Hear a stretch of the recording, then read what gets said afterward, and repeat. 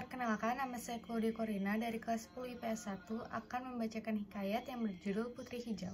Putri Hijau yang berasal dari kerajaan Tanah Deli ini mengisahkan tentang seorang raja dari Aceh yang jatuh cinta kepada seorang putri, Putri Hijau, anak seorang dari raja kerajaan Tanah Deli.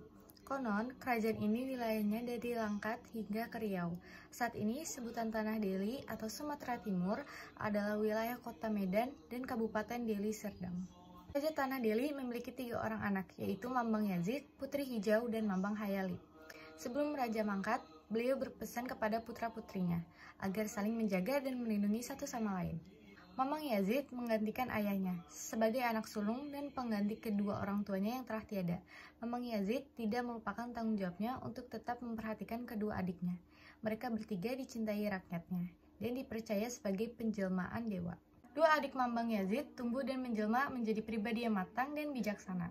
Putri Hijau yang sangat cantik mendapatkan namanya karena dalam tubuhnya memancarkan cahaya berwarna hijau. Dia senang sekali berjalan-jalan di taman kerajaan di bawah sinar bulan purnama.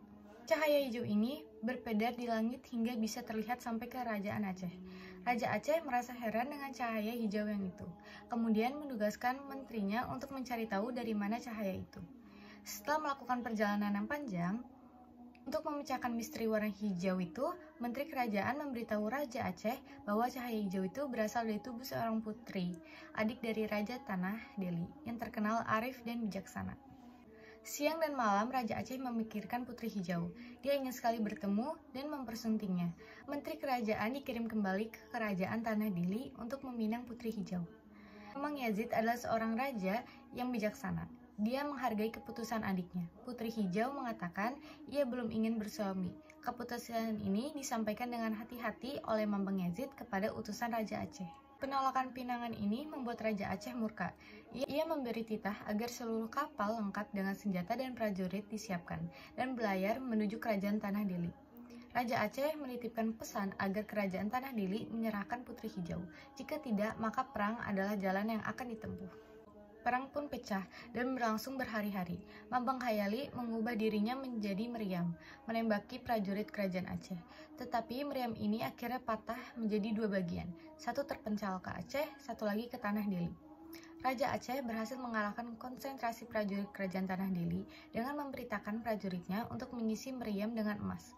Kerajaan Tanah Deli berhasil ditaklukkan. Putri Hijau diboyong ke Raja Aceh dengan berlayar kembali ke istananya.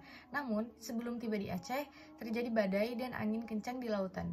Putri Hijau diselamatkan oleh seekor naga dan dibawa ke istana di dasar lautan. Naga ini adalah jelmaan kakak kandungnya, Mambang Yazid. Sekian cerita hikayat yang dapat saya sampaikan. Kurang lebihnya mohon maaf. Terima kasih.